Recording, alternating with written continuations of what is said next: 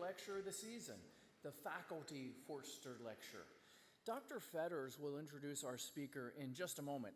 I just want to quickly announce that we have QR codes for spiritual life credit, and these will be available after the event this evening. And also, before I forget, please go ahead and silence your phones now, in case you haven't already done that.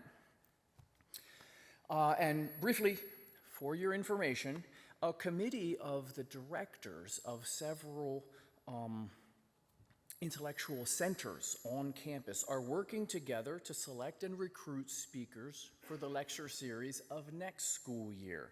So that gives us all something to look forward to next year. But for now, let's turn our attention to tonight's event, and I will turn it over to Dr. Fetters for the introductions. Dr. Fetters? Wow. An applause for an introduction. That's pretty awesome. I'd like us to thank Dr. Drury for his work this year organizing the faculty lectures. Or Forster and faculty lectures.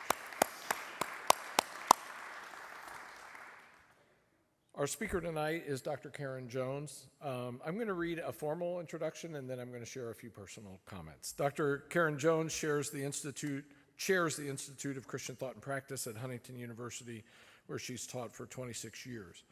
She holds a PhD in youth ministry and an MA in religious education from Southwestern Baptist Theological Seminary, as well as a Bachelor of Science in elementary education and a Master of Science in remedial reading from Southwest Missouri State University, and she taught middle school or high school Spanish along the way. Middle school Spanish along the way. She served as a youth minister in both Missouri and Texas, and has led numerous national and international mission trips with hundreds of teens. In addition to her involvement in several national research projects, Karen is also committed to educating and enabling youth workers across the globe. And this past year, she taught in Ethiopia and Turkey. A few weeks ago, she led an online training seminar for youth leaders in Peru. And in May, she will travel to Monrovia, Liberia, where she will teach a 2-week class at the Evangelical Seminary of West Africa. That covers a variety of continents. Dr. Jones. Now, on a more personal note, every few years on Thanksgiving Day, I send a note of gratitude to 4 individuals who saw fit to give me the life-shaping opportunity to serve on the faculty of Huntington University. And Karen is one of those 4 people. She was the department chair in the Ministry and Missions Department when I was brought into the faculty, and she's been a mentor, a coach, a sponsor to me throughout my academic career. I've seen firsthand the respect that she has earned among youth ministry and Christian education faculty nationwide, and her peers throughout the academy recognize her as a leader in shaping the understanding of effective ministry practice among adolescents and young adults. So tonight's topic is right in her wheelhouse, and we're privileged to have her on our faculty. Let me lead us in prayer. God, our Father, we recognize you as the foundation of truth and knowledge. We thank you that you have blessed us with this moment, a moment to understand something about how the people of God communicate your love and truth across generations. We recognize you as eternally and essentially relevant, for it is in you that we live and move and have our being. We thank you for the research that Dr. Jones has done, and we pray your blessing on her presentation. Grant us insight as we attend, our minds and our souls, to this lecture. May our thoughts and lives be informed by our interaction here this evening. In the name of our Savior and Lord Jesus Christ, amen. Please join me in welcoming Dr. Karen Jones to the platform for her lecture entitled Inspecting the Scaffolding of Adult Faith, a Student Perspective. Thank you, Karen.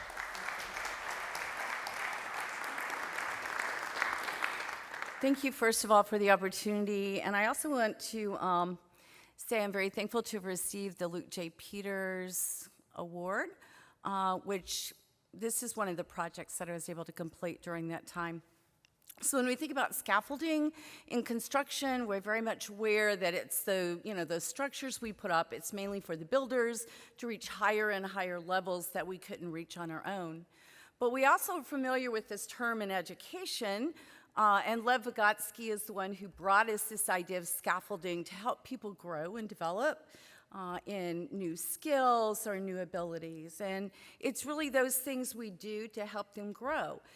we can help people gain learning that they couldn't do on their own when we provide this scaffolding. The difference is this scaffolding is really for the students, and once they achieve a particular task, we remove that scaffolding. Vygotsky also talked about this zone of proximal development. He said, when you're going to scaffold, you need to make sure that you're in the area where the students really need help. There's some things they can do on their own. They don't need scaffolding. And there's some things, no matter how much you help them, they cannot do that. And part of the problem is if we scaffold too low, if we're trying to help students continue to learn something they already know, they become very bored. And if we try to take them beyond what they're capable of learning, they become very frustrated. And neither one of those situations is very good. So we need to find the sweet spot.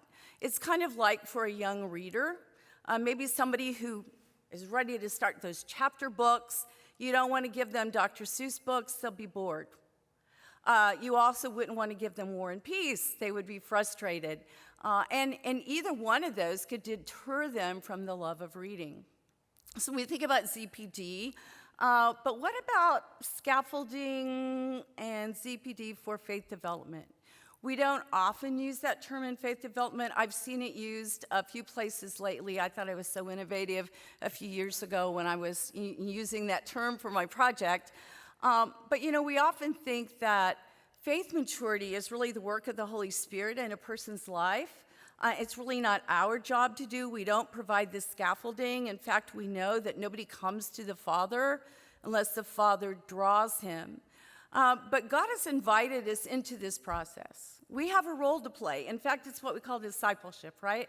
So the things we do to help others grow in faith is really scaffolding.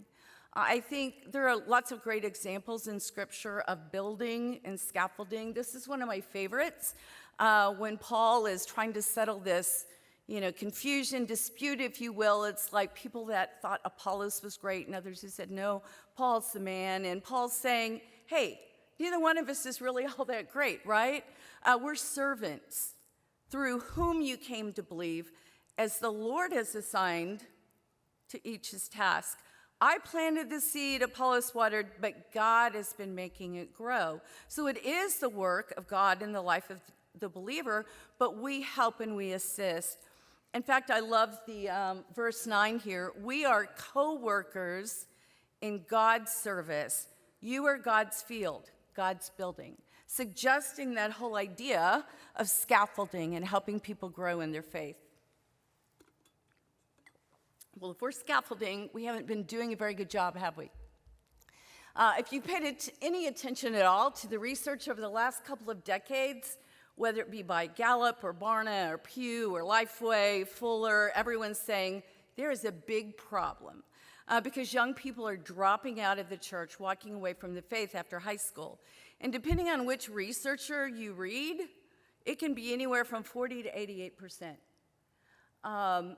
It's a major big deal. Now, it's true that some of the researchers are really talking about dropping out of church, and others are talking about literally walking away from the faith. But as we're reminded by Bird, she says, really, church attendance is just that first step. Once you stop attending church, it's very easy to sort of disaffiliate from a community. And when you've been away from a community long enough, very often belief will fall.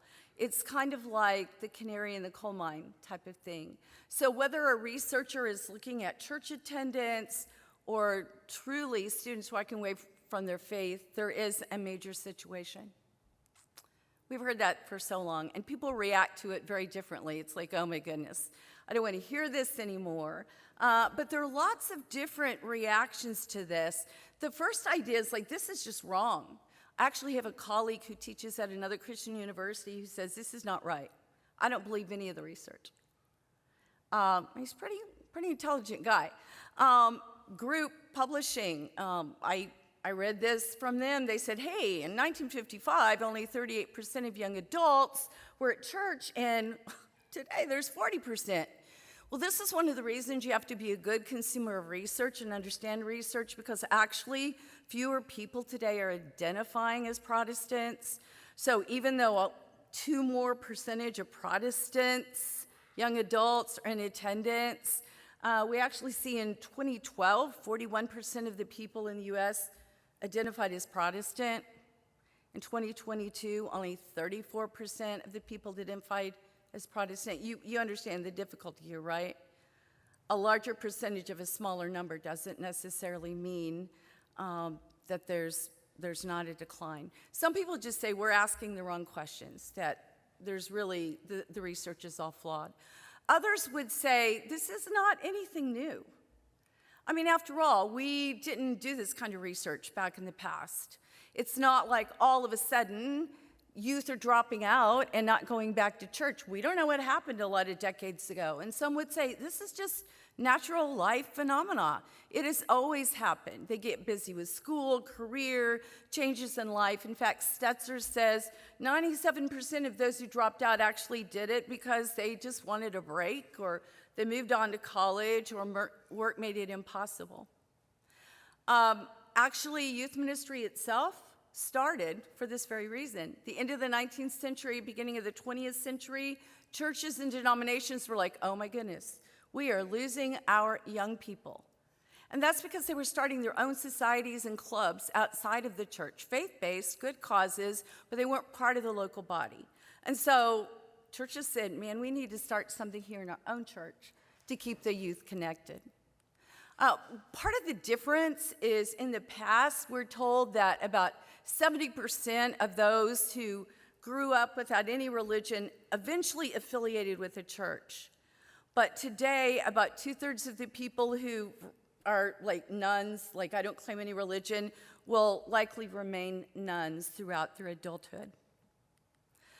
Some people will say, well, it's the youth ministry's fault.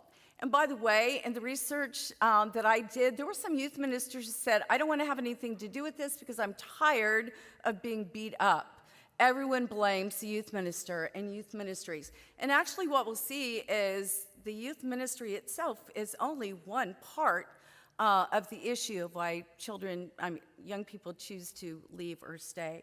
But some say, there's just not anything there about the experience in the church that helps them seek a connection once they leave the youth ministry.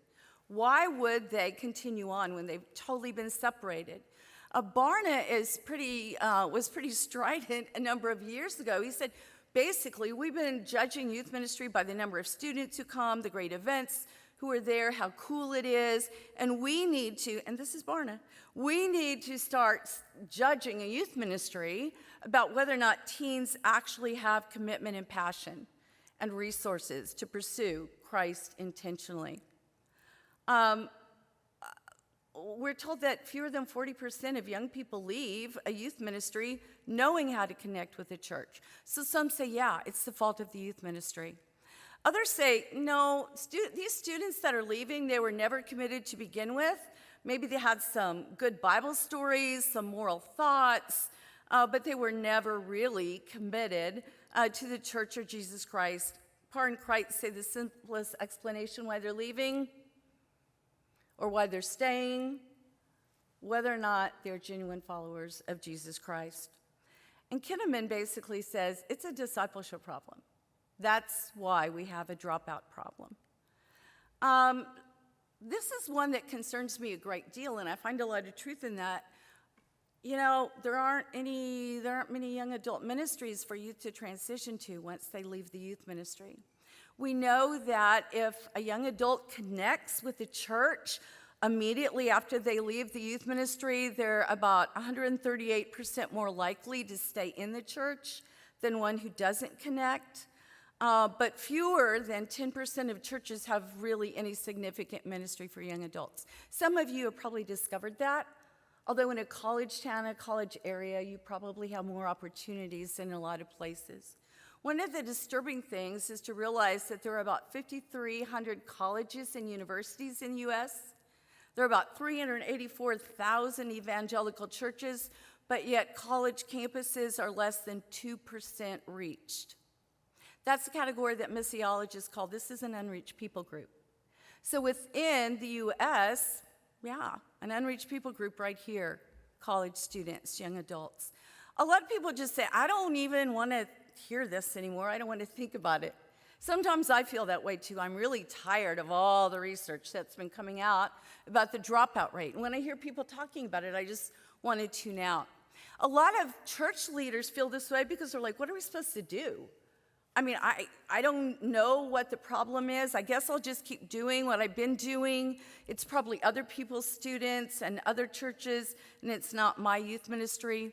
But then others say, no, this is a big deal, and I want to find out what's going on. These are the researchers that say, okay, we've established the fact that young people are dropping out. Let's figure out why. And these are the two angles they look at. Why are they staying, or why are they leaving? And there is so much research in that particular area. The important thing to remember is that it's not transactional, obviously, right? It's not like, oh, well, you know what? If you serve donuts on Sunday morning and you have a lock-in once a month and you have your students memorize the Apostles' Creed, those are the students that are staying. We'll do that and they'll stay. By the way, none of those things are relevant. None of those are reasons. But it's not that easy. But it's important to understand what really is going on. I meet every fall with a group of Southern Baptist Youth Ministry professors, and we like to talk about all kinds of strange things like this research, figure out what's going on. And back in the fall of 2019, a small group of us began to talk about this idea of all of these lists of reasons students are leaving and students are staying. And we said, how can we figure out a way to actually help churches sift through the data? Wouldn't it be really important and useful if we figured out what was happening in their churches? If students really are dropping out, and we really do have an idea about why they're dropping out, let's find out what's going on so they know what they can do about that situation. And so we decided, yeah, let's figure this out. Let's look at all the research. Let's look at a consensus of the research and see what it's saying. Let's put it together and see if we can figure out some answers for youth ministry. You know, it's hard to know where to give your attention if you don't know what the problem is. So that was our strategy, and it was an awesome strategy. But we also said perspective matters. We don't want a survey where we're going to ask youth leaders, hey, is your church a loving, friendly place? Hey, do your students have friends in the youth ministry? Hey, do your students...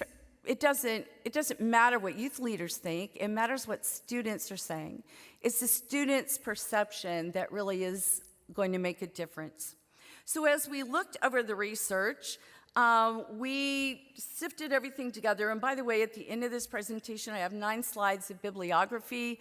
I'm not going to show this to you here, but if anyone is interested in that, I can share those with you. But after looking through everything, we began to put things in categories. We did not include everything that everyone says. There are all kinds of ideas on what will contribute to persistence. But we looked at things that are pretty cohesive. We see it in a lot of the literature as this really makes a difference. And we came up with a survey. We wrote it, we rewrote it, we sent it to friends, we sent it to experts in the field, we edited it down, and we included demographics, and there are 48 items on the survey. We call it the Student Assessment of Effective Faith Factors. So we used all of these things to create and refine our instrument. And remember, it was to help us understand what we're doing well and what practices need more attention if we're to provide the foundational structures, the scaffolding that contributes to student persistence. It was a fantastic plan. In the fall of 2019, I went to a meeting in Boston, and I met with leaders of state youth ministry representing 16 different states. We got the endorsement of Bishop Fetters. We talked with the UB youth ministers. We addressed a group of several hundred youth ministers at the beginning of January. Everyone was very excited and said this will be very useful to us. All of these state youth ministers committed to having this survey instrument presented at every single one of their camps and conferences throughout that next summer. And they said, you realize this will be between 10 and 20,000 students. And I thought, yes, this is awesome. Of course, what happened? Yeah, nobody foresaw what was going to happen in 2020. So, we met with that group of hundreds of youth ministers in January, and then it was in January where it's like, oh yeah, we've got this virus thing happening. And so every single camp and conference that summer was canceled. Most churches went virtual even. But we did have some awesome youth ministers that said, we believe in this. And so virtually online, they would ask their students to take this survey. And we ended up with actually, I believe, 566 students representing 21 states taking our survey. And actually, guys, I don't know how involved you are in research, but that's a good sample. In fact, a lot of the research you read will have much fewer participants than that. We thought it was really great. But we were like, wow, we were planning on so many, 566. These are obviously really committed students. Not only are they not going to church, but they're responding to an email from their youth minister, and they're actually going online. These are probably students that are quite different. So we called it a pilot study. We revised it a little bit and tweaked it a little bit, and we said, we're going to launch this again in 2022. Well, 2022 wasn't a whole lot better, especially initially. We received 598 unique respondents. So if you add those two together, we had about 1,164 students respond to this survey. But I'm not going to present that together because, truthfully, they're two different surveys, even though they're 98% the same. But we just had to say, I think this is pretty representative. Why? Because the 566 and the 598, those responses were almost identical. So we at least felt confident that the students who were taking the survey were giving us reasonable responses. This is a little bit about the research. You might say, I don't know if this really applies to me or not. There's always a question about whether or not something can be generalized. You might say, well, that's really about these types of students in this part of the country, or this is about students from this state. I personally, doing as much research and writing as I've done, I believe this is pretty accurately representative of evangelical churches that we're mostly affiliated with. It's accessible online, which makes it easier for students to attain. One of the things about that is that it allows things to be anonymous. But you have to realize this, anonymous research is not necessarily always honest and true. There's something that's called the acquiescence bias, where we know this with research that students of any age are very often tempted just to agree. Yeah, unless they really don't agree. It's also there's a term called social desirability bias. And so even when something's anonymous, they tend to give a response that seems like a good response. So we have to keep all of that in mind. And also self-report. We're giving responses based on our own experience. One other thing, a couple of other things that's important to know for those of you who are in research, that the data was very skewed, meaning we don't have good bell curves. It's not like there are a lot of people that hate their youth ministry, a lot of people that love their youth ministry. It's pretty much skewed in a positive direction, which means that when you analyze data, you use non-parametric measures like Kruskal-Wallis, Kendall's Taw, Mann-Whitney-Uke, chi-square. You use those types of instruments to analyze your data. Actually, there are many people that say non-parametric methods are actually stronger because they make fewer assumptions about the data.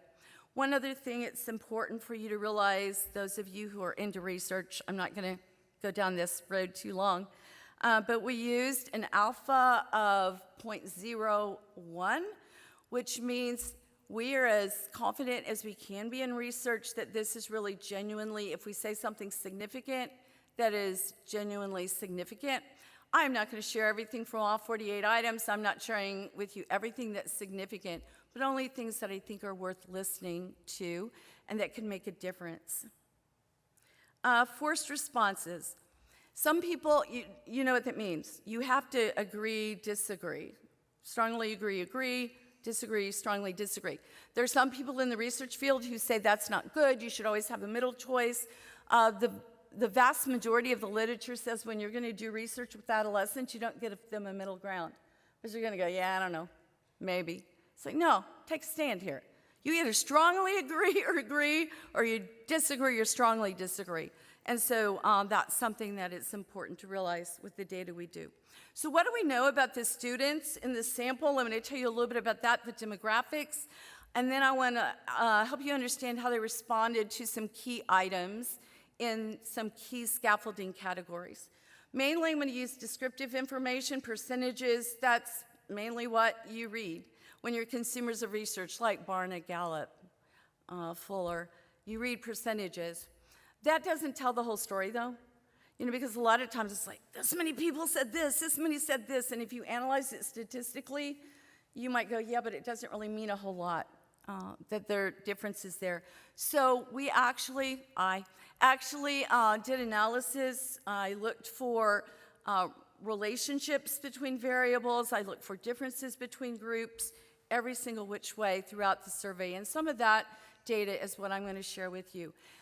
I want you to know, if I say something matters or if it's significant, keep in mind, I'm only saying that if it is truly, genuinely, highly statistically significant. There are many things that show up as statistically significant, but I still wouldn't highlight. All right, so females, males, and one of the things I just want to say, this is not appropriate to do this in the middle of presentation, but I'm going to do it anyway. A lot of these graphs are kind of fuzzy. That's because I copied them right out of FormStack, and so if you can't read anything, just raise your hand and I'll interpret it for you. A breakdown of males and females. What are some differences here? Remember, if I say it's different, it's like, yeah, this is really significantly different. Females report reading the Bible more often than males. Males are more likely to believe that the church wouldn't welcome all of the teenagers in their community. They're also less likely to say they continue planning church after they graduate, but they're more likely to say they've helped someone become a Christian. Age, you can see it's pretty well distributed around the teenage years. Here's a breakdown of the grades they are in school. These are all the things where there's significant differences between high school and middle school students, but really you would expect that, right? High school students have lived longer, so they've had more opportunity to participate in intergenerational worship, be part of a mission trip. But these are differences that are pretty significant. We asked students what best describe them. Most of the respondents are white in this particular survey. These are the significant differences, some of these significant differences we found based on ethnicity. Students who identified as Asian or Black were more likely to say they really like their youth group, but they don't like the church. They indicated that they were more likely to have a difficult time connecting with the intergenerational worship service. The Asian students were most likely to say they leave without learning anything. They were less likely to say they have opportunities to lead. And the Hispanic and Latino students were less likely to be part of a small group than white students. By the way, many of the Asian students in our model came from California. If you're, I have an understanding of a lot of the Asian churches in that part of the country. They're mainly divided according to generations based on language. And so whatever language is the mother language, the parents and grandparents typically worship together in that language, and students are separated, so they don't tend to worship together very often. Most of these students are from a Southern Baptist denomination. And this is the size of the youth group gatherings, which matters. A lot of times we think that research is done with large youth groups, but actually most of the population here came from a youth group of 25 students or less, and 2/3 of them come from a youth ministry of 40 or less. It's important to keep that in mind when we analyze the responses. Does youth group size matter significantly? particular areas. Those students who are in a smaller youth group seem to feel that they are loved and cared for more than those in a youth group of 75 or more. You might think, well, of course that makes sense, but there are a lot of larger youth ministries that have a lot of volunteers, and they do a good job of caring for their students, but we do see this show up in this research. This is disturbing to me. Those in the smaller groups of 25 or less are significantly less likely to have helped another person become a Christian. So there's something about that commitment or that training or that perspective that doesn't carry over to a smaller youth group. Why do they participate? A lot of times we think that we have a large percentage of students that only go to church because their parents make them, and actually only about 5% of the students said that was the case. I think this might be an example of social desirability bias, to be honest, because about 74% said, I go there to gain deeper knowledge about Jesus in the Bible, which is incredibly awesome, and I know many students do. But the friend factor is pretty strong with young people. And in this sample, we see that a little over a fourth of the students do say, I'm going here for another reason other than to grow in my faith. Do you have a personal relationship with Jesus Christ? I wonder about the 9% who say, I'm not really sure if I do or not. The greatest majority of these students, 90%, say yes, I have a relationship with Christ. This is what's troubling. The only correlation throughout the entire study about whether or not a student has a relationship with Jesus Christ is whether or not they've helped another person become a Christian. They don't read the Bible significantly more. They don't recognize God's answers to prayer significantly more. They don't talk about Jesus significantly more. The only difference it seems to make is, they're more likely to have helped somebody become a Christian. Most of these students, 70%, have been a Christian for quite a while. After they graduate, most of them say, absolutely, yes, I plan to continue attending church. We could celebrate that as good news, except what we know is 80% of college students who drop out didn't intend to. So even though we have 2/3 of the students saying, yes, I plan to be part of the church, we need to realize that that doesn't necessarily translate to what will actually happen. So here are the 4 categories. I want to share some of the statistics with you on particular questions. Parents, congregations, youth ministry, and personal discipleship. These are the key items, or most of the key items we asked them that related to the parent scaffolding. Do your parents encourage you to grow? Do your parents think it's more important to choose a successful career than to glorify God? Do you talk with your parents about spiritual issues? This is why it matters. All of this different research, these are some of the snippets. We know that parents who actively serve in the church, discuss spiritual things with their students, and pray with their students have a significant impact on their students staying. The number one reason for staying in church was family upbringing. These are parents who are all in, parents who actually model a close relationship. Maybe the most influential thing a parent can do is just encourage their child to stay in church. Those that dropped out were more prone to say, my mom wasn't in any leadership role, or she didn't attend church at all.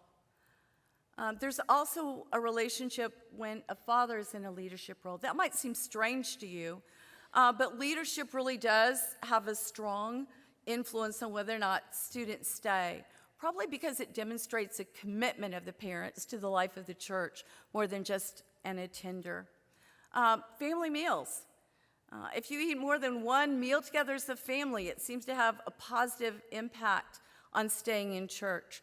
Even when teenagers felt hurt by their parent, they still said, it was my parents who gave me my foundation of faith.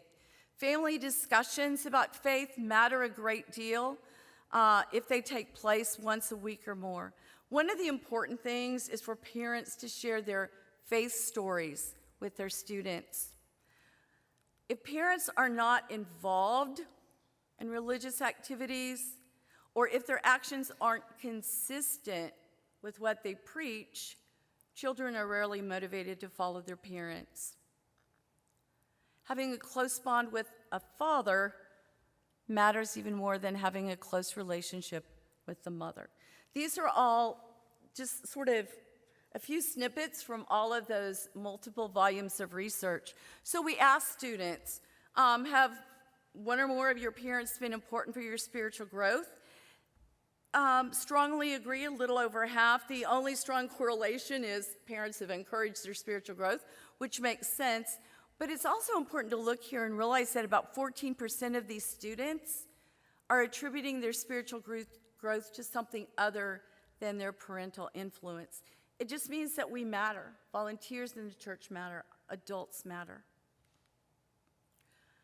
My parents are considered to be active leaders. I know this isn't kosher, but I tend to look at these surveys and say the real answers with the strongly agree. I know others agree, but I think when it's like, yes, this is true, I strongly agree, and the other's like, yeah, kind of, I kind of agree. 38% of these students don't view their parents as leaders within the church, but keep in mind there's a strong relationship there. Those who see their parents as leaders are those students who tend to be part of a discipleship group. Remember, a significant relationship here. They tend to be students who saying they're pursuing God's will. They believe God has a purpose for their lives. They read the Bible more often. They've helped someone else understand what it means to be a Christian. They've actually helped someone become a Christian. And they're more likely to say they've talked about Jesus with a non-Christian recently. They talk with their parents about spiritual issues. It's not something we can do and say, oh, let's make all of these students parents leaders so that students stay. But it shows you the importance of a parent taking a role and serving in the church. It has an impact on the students. I talk with my parents about spiritual issues. This is one of the most disturbing things we discovered. Remember, these are Christian students. These are students in church. These are students who answer a survey when their youth minister asks them to. But more than a third say, I don't talk with my parents about spiritual issues.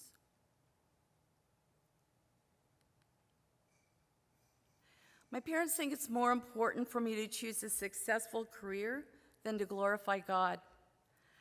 You know, a lot of people disagree, but nearly a fourth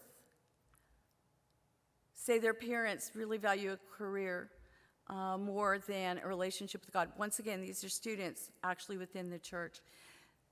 Some of you, probably many of you, are familiar with Christian Smith's research, the National Study of Youth and Religion. It was that study that said, parents, you get what you are. Your life, your religious life, that's what's going to transfer to your students. Well, in 2020, he and a few others released another book. They've been looking at parents. And he says, you know, when we talk to parents about their children, they speak mainly about values, the values that they hope their children will have. They don't say a whole lot about faith. And when they talk about faith, it's almost like a subset of values. Like, yeah, it's good to be Christian because, you know, it will really help you be a good, honest, moral person. And even in this particular group, we see this tendency seeping in. Okay, then we looked at things related to congregations. There are a whole lot of things here because, believe it or not, it's not just the youth ministry, it's not just the parents. A lot of times congregations don't think they have any relationship to whether or not students stay. But how many adults in the church invest in students? Do they feel like they belong to the larger church? Are they involved in intergenerational worship? Does that senior pastor know the names of the students and make them feel welcome? And so there are a lot of things related to congregations. These are all items from this survey. Believe me, I'm not going over all these with you. But do they connect well? Do they love the youth group but not the church? Do they love Jesus but not the church? These are the types of things that we ask. Serving in a leadership role in the church is extremely important to whether or not students stay committed to the life of the church after they graduate. Those with thriving young adult populations have these particular assets in common, and a lot of them are related to congregations. Youth are invited and equipped and affirmed for leadership. They're invited in. Their gifts are celebrated. They are engaged in a wide spectrum of things with the entire congregation and not just in a youth ministry ghetto. Teens most committed to their faith were connected to a faith community that welcomed them and challenged them. The number of adults in a congregation that invest in a young person's life makes a difference on whether or not they persist. See, it's not just about Christian parents, and it's not just about a good youth ministry. It's about the entire atmosphere of the church. So we asked students how often they participated in church services with the entire congregation, but less than 2/3 participate regularly. If you add up all those numbers and interpret this. Our all-age church worship services challenged me to grow. I don't think we worded this very well. Those of you who are involved in research, do you ever do that? You look back and say, how did we miss that? This wasn't a really great question. But, almost half say yeah, whatever they think challenge means. But it's important because those students who said yes, our all-age group worship challenges me to grow, tend to be those students who say my parents have been important. I believe there are adults in my church who care about me. I've heard a call to ministry. I'm pursuing God's will. I feel a sense of belonging. These are the students that say they have grown spiritually, and they're much more likely to say their youth leaders have helped them understand difficult topics. Remember, this isn't just a list. These are highly significant. There's a strong relationship here. What about the students who say they have a hard time connecting? 28%. Yeah, it's really difficult. And there's a strong relationship here to the students who say they don't really like the church. They don't connect. They don't really love the church. Are 3 or more adults interested in you? Most of them say yes, but there is a group, 14%, that say, yeah, I don't think so. When I think about these numbers, I think, 14% might not seem like a whole lot, but that's nearly 2 if you just have 10 students in your youth group. It's like, really? A couple of them there, statistically wise, might not think anyone cares about them in the local church. Some teenagers would not be welcomed. More than 28% say, yeah. My church would not accept just any teenager, only a certain group. If they believe that some teens wouldn't be accepted, they're also less likely to feel personally valued within the church. They don't connect well with the all-age group worship. They also say they haven't learned much in youth group. How often have they assisted? More than 48% aren't involved in helping with the church ministry on any regular basis. This is a key factor in persisting. Using my gifts, people recognize me and invite me into leadership. My church challenges me to consider whether God might be calling me. More than a fourth say no. Those who do say yes are more likely to be part of a core discipleship group, and they're those students who talk with their parents about spiritual issues. They believe their life has purpose, and they have a sense of belonging in the church. Students in my church, in good research, you ask a question 1 or 2 ways. Students in my church are asked to consider whether or not God is calling them to be a future minister or missionary. Nope, 31%. We see this in colleges and universities, why aren't more students pursuing a ministry degree? Well, perhaps nobody has spoken into their life and said, I see these gifts in you, or have you ever thought about this in your particular life? We respond. God speaks to us through other people very often. It's also disturbing because of the ripple effect it's having in our churches. In 1968, the majority of our church leaders were in their 20s, 30s, and early 40s. Barnes says that just 22% are under 45 in 2017. In fact, the average age of pastors is 54 in 2017. But I read a study just last week that's just from a couple of years ago that says this has climbed up now.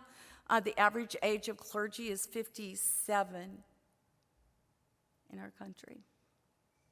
But we're not doing a very good job of helping students consider whether God might be calling them to ministry or not.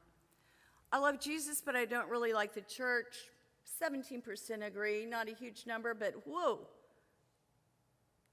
When you look in the scope of the sample, 19% say, yeah, I like my youth group, but I don't really like being part of the rest of the church.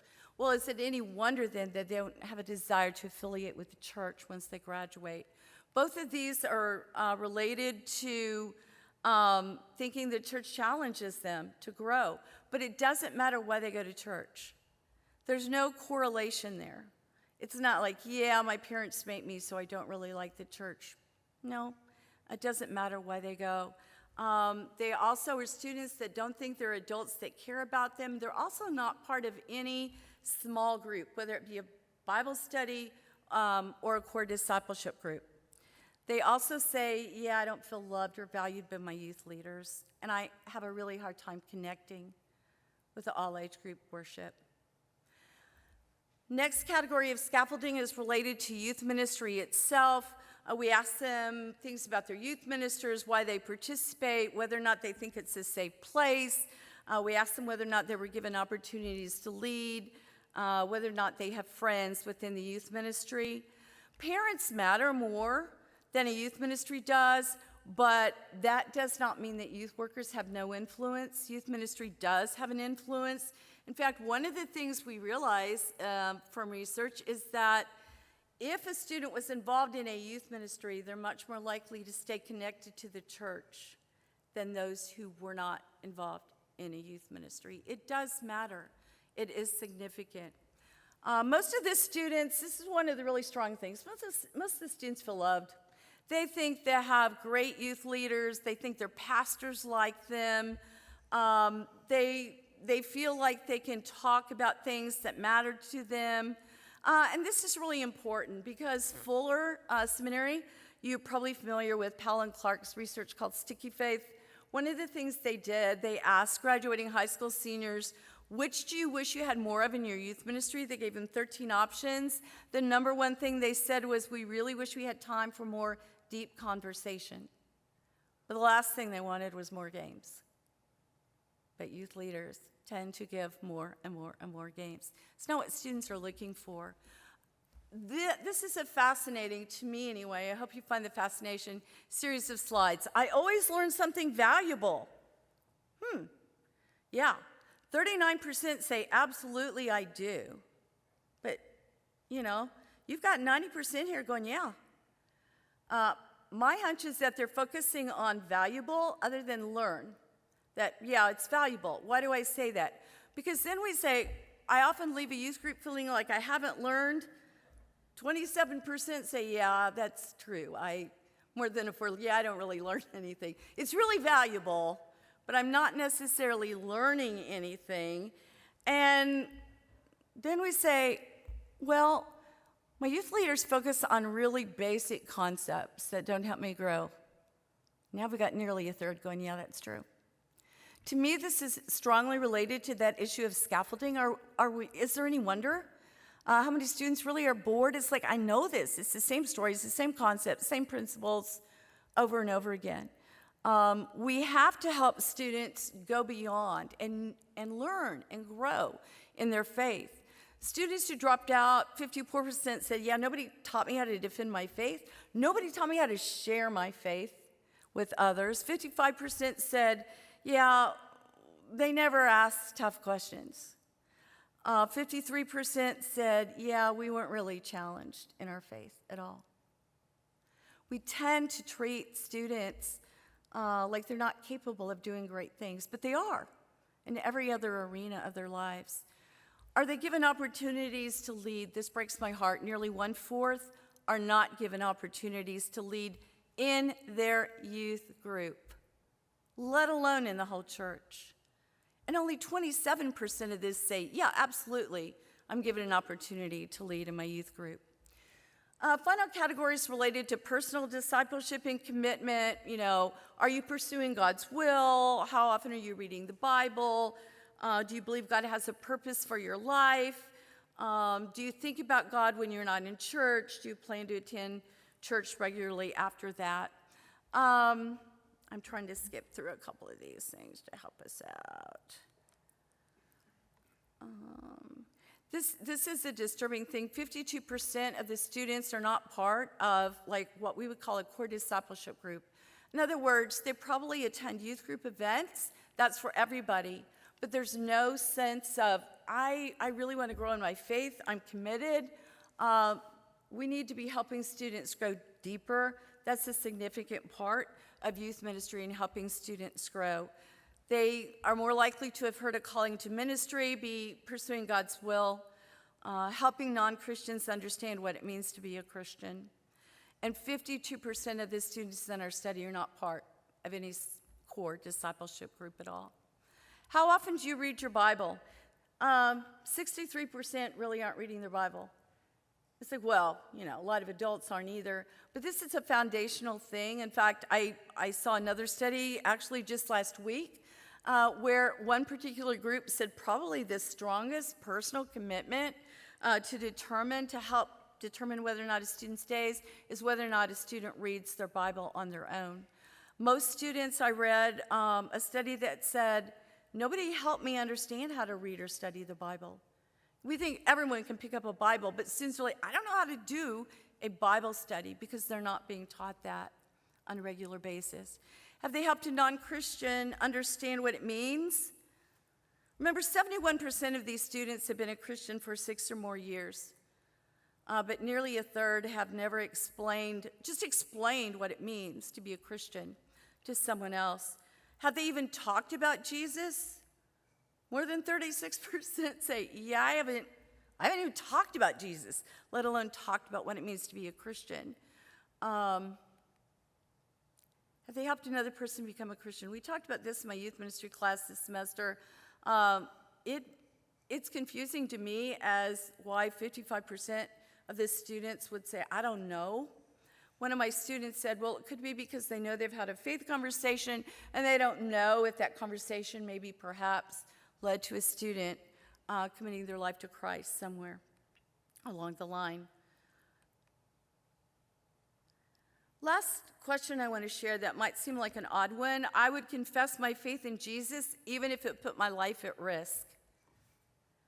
Nearly half said, absolutely I would. Most of the students said, yes, I would. There's an honest group here. I say honest, like 20% going, yeah, I really don't know. I'm not going to say no, but I don't know if I would or not. Why does that matter? I don't know if you saw the movie Letters from Iwo Jima, but in that movie there's a Japanese general. And the forces are being overrun, and he's contemplating ritual suicide. And in this film, he says, it's strange. Though I swore to fight here till the end for my family, there's another me that hesitates to die because of my family. There's a relationship between what we're willing to die for and what we're willing to live for. I think our students are so under-challenged. I think our high school students are capable of so much more. We think about the student volunteer movement back in the 1900s. Their slogan was the evangelization of the world in this generation. The movement started at a college in Massachusetts. At this time, the adults in the church honestly did not care about missions or evangelism. I mean, I'm not saying every adult felt that way, but you can read it in the literature. You can read quotes like, if God meant to save the heathen, he can do it himself. But it was the young people who were burdened about the lost people in the world. The movement started with college students, which means they had a faith strong enough as high school students to carry into their college years. 20,000 long-term cross-cultural missionaries travel to unreached parts of the world over the next 50 years. College students. 1 out of every 37 college students in America signed this pledge. We declare ourselves willing and desirous, God permitting, to go to the unevangelized portions of the world. More than half of all the missionaries in that 3-year period from America were students, student volunteers. And if you travel to some of these countries today, China, India, Africa in particular, you can see the graves of students who went there because they were burdened, because they were challenged, and they believed, and they had a strong faith. They were willing to live and die for something that really mattered. I think youth ministry matters a great deal. I know I've thrown a lot of information at you. I want to close by showing you the trailer that we created to kick off the study. I contacted my son. There's a story behind this, but I contacted my son and I said, we're going to be presenting this research and promoting it with this group of hundreds of youth ministers, and I just need something to put on the screen that helps them get a feel for the research. And he said, well, yeah, no problem. I can just throw something together for you. And he did, and he sent it to me. I said, thank you so much. That was great. They did a really good job of capturing, the essence of what it's all about. And he goes, oh, Mom, this is what you need to know. I just grabbed these 20-somethings that work in my company, and I just said, hey, my mom's doing this research. This is what it's about, and I'm just going to ask you some questions. He said, they told their stories in this video.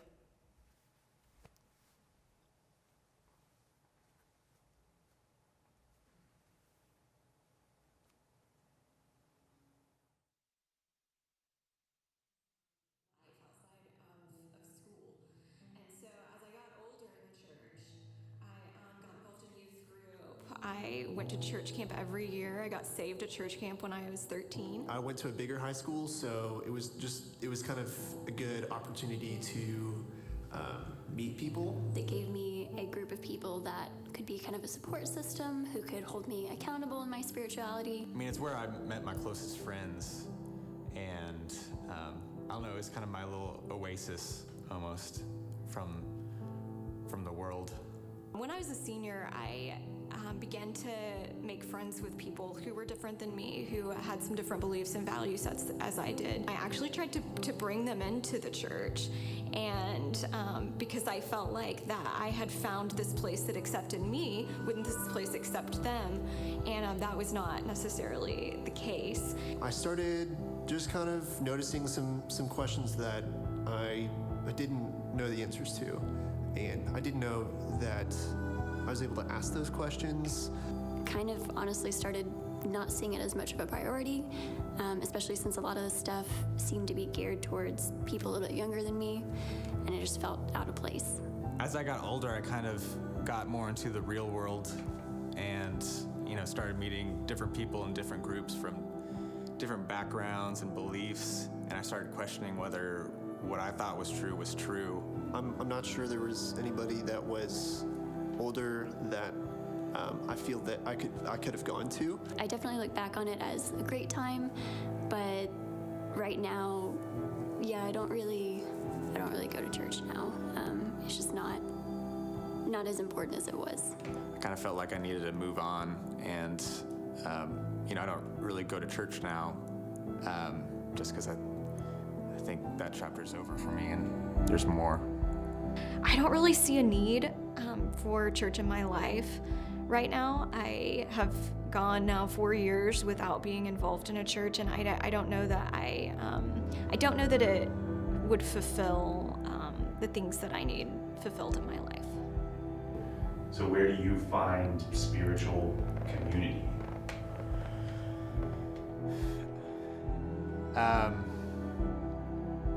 Spiritual community.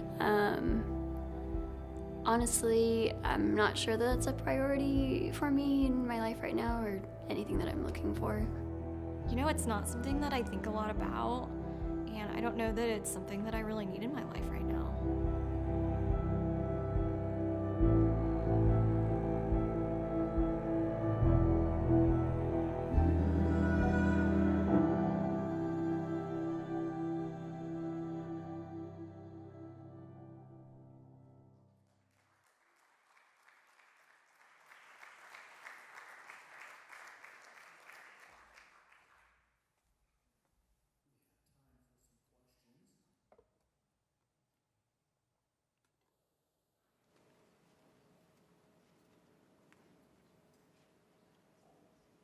Are there any statistical correlations with baptism or confirmation, like whether it rises and falls? Yeah, that's an interesting question. I've read a lot. I don't recall reading anything related to baptism. Confirmation, actually there's a major study on these factors related to confirmation, but confirmation alone, there's, as you may know, there's a huge dropout rate, because very often it's like, yeah, I'm part of the church now, and I'm in the kingdom, I don't need to do anything else. But if churches are loving, if students are allowed to lead in the congregation, if they're challenged to consider God's calling for the life, if all those things are combined with it, it has the same impact. Confirmation alone is not helpful, according to the research. In fact, actually can be detrimental. In what way? If it's not paired with anything else. It's not that confirmation itself is bad, but if it's not paired with everything else, the student thinks, I'm confirmed, I no longer need the church. So, hope that was clear. Wasn't speaking out against confirmation. Hi, Karen. Over here. Hey, appreciate your talk. Is there any research or studies on how many are coming back after this moratorium? I know, it seemed like in our own lives we raised 2 girls through church, and then they went to college. One went here, one went to Hillsdale. When they graduated, didn't go to church. Kind of the same kind of story here. Didn't seem relative. Yeah. They both got married. One has a kid. Now it's like, hey, church. Yeah. They're coming back, and one is still kind of not sure about church. So I can relate to this a lot, just how we've raised. And I didn't know if there's a wave of, okay, now they're starting to come back. Yeah. This is what's interesting, disturbing, positive. The reality is, those of us who are a little bit older, who have kids who've gone that, our children, our young people do things, you do things, have done things that perhaps you're like, my parents didn't raise me that way, but I did it anyway. We have free will, free choice. Lance, in the past, people would say that students returned, that they were more likely to return, and typically it's the birth of the child, because it's like, I don't need it, I'm living my own life, and I'm busy building a career and a family, but I want my child raised in church like I was. But everything I've read says that's less likely to be the case now. There are different reasons. Some say it's like you have online sources, you can get answers to life's questions anywhere at the push of the button. I find community somewhere else. So I don't know.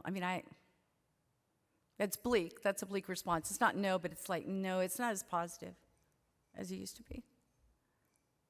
We just have to trust in foundations, and that God will continue to work in their lives and heart. Everyone's on a different timetable. I don't know. Karen, thank you so much for that.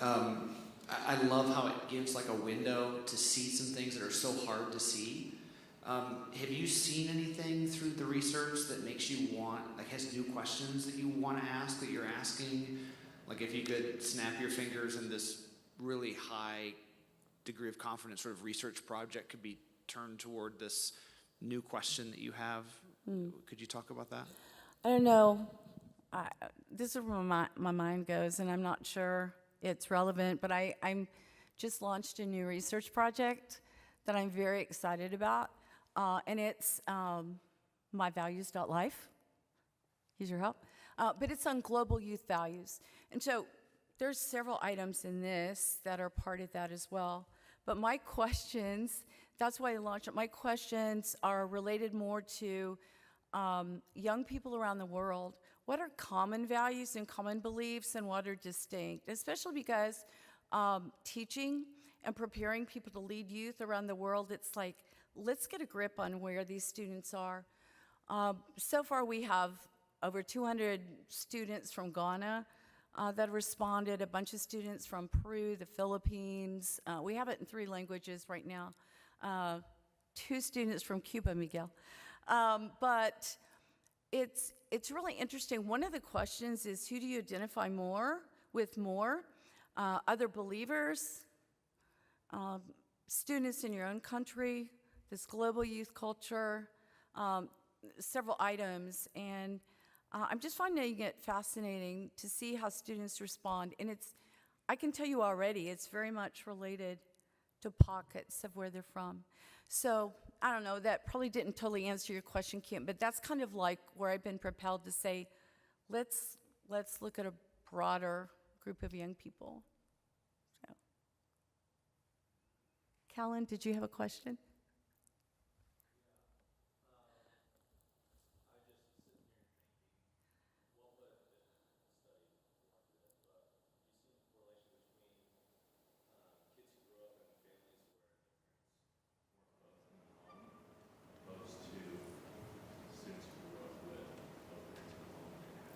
Yeah, there's actually quite a bit written about that as well. We didn't include any of that on our survey, but the more important thing is like the custodial parent's faith and activities. But it's actually one of the more detrimental things is if you have parents who are living together, student lives with both parents, but they're divided on their faith commitments, that can be detrimental. So.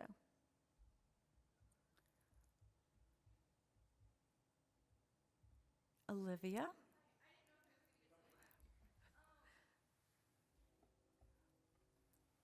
So I was wondering, so we're all youth ministry students here, and with this data that we've been presented, how can we take this and educate others within our church who aren't specialized or who won't be able to get this kind of perspective?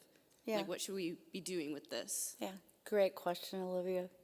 Well, first of all, you would not give them my PowerPoint and bore them with all the statistics and correlations.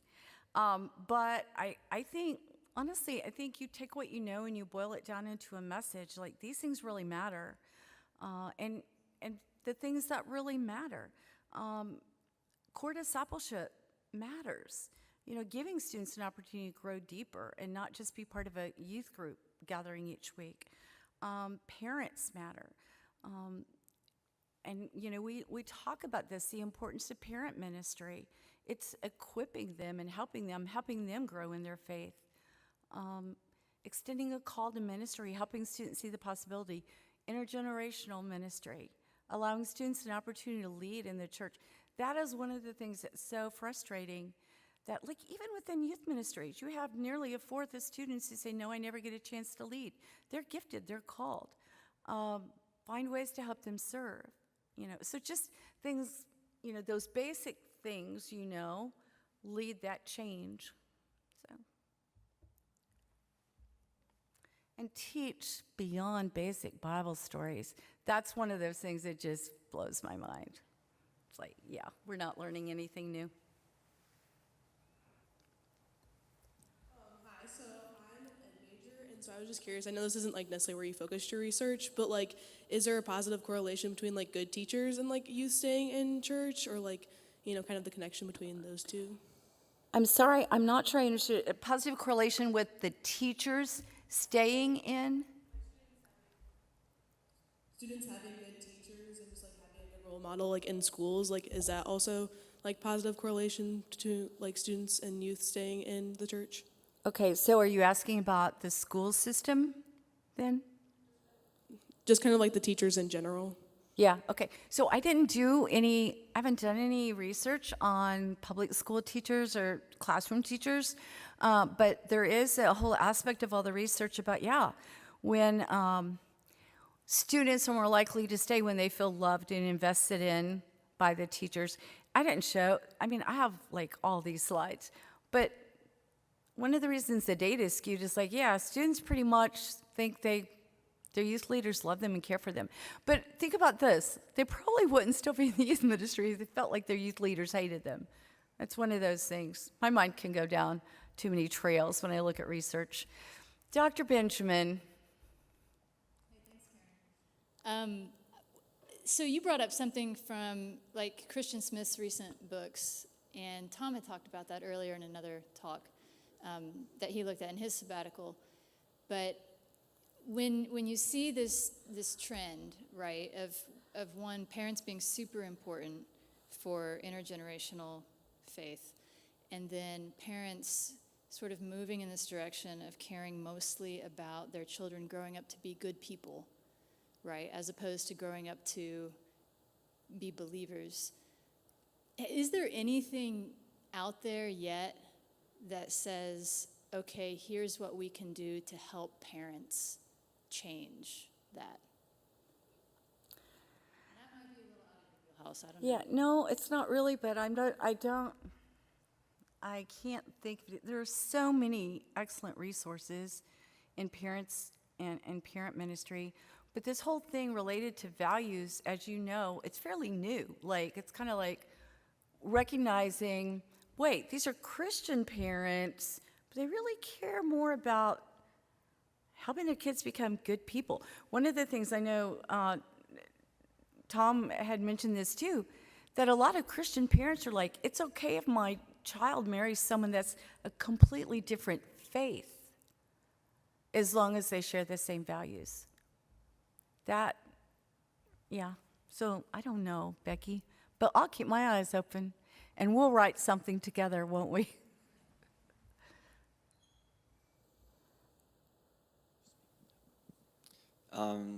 One of the things you talked about earlier, kind of going off of all the talk about parents, was that the father's faith has a lot of impact compared to the mother's faith. Could you expand on what that really, the implications are there? Yeah, implications. Well, there's a lot about, and I edited, obviously, believe it or not, what I included, but attendance of both parents matters, leadership of both parents matters, but there's a little bit stronger impact when the father is all in and committed. And Mikkel, I can only surmise that it's because, we could all talk about this, brainstorm this. I think very often we see models of families where maybe the mom goes to church and the dad stays home, but the power of, not trying to stereotype families here, but the power of that dad, that father, who very often in many families is, still perhaps the one that has the main job. I'm jumping in all kinds of holes here, getting in all kinds of trouble. But I think the idea that this big, masculine man or whatever, it's like he loves Jesus, he cares about Jesus. I feel like I'm getting in so much trouble. We'll talk about that in class, Mikkel, okay? Does that make sense? Are you kind of getting where I'm going without saying? I don't know.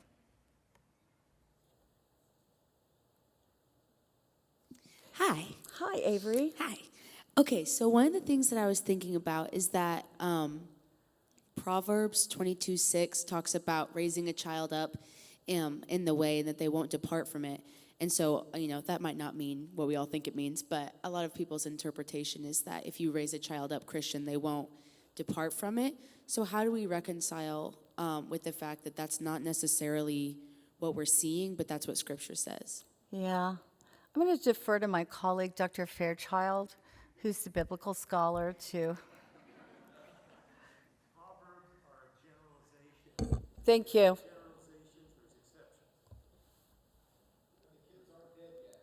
That's true. That's true. They're not dead yet, as according to Dr. Alley. Yeah.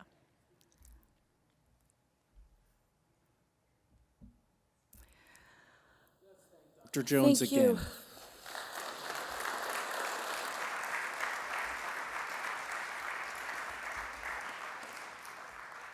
Two quick reminders. One for the students, I'll meet you out there and we'll get you the QR code. And for faculty, remember the Dean's Office is hosting a reception at the library following the event.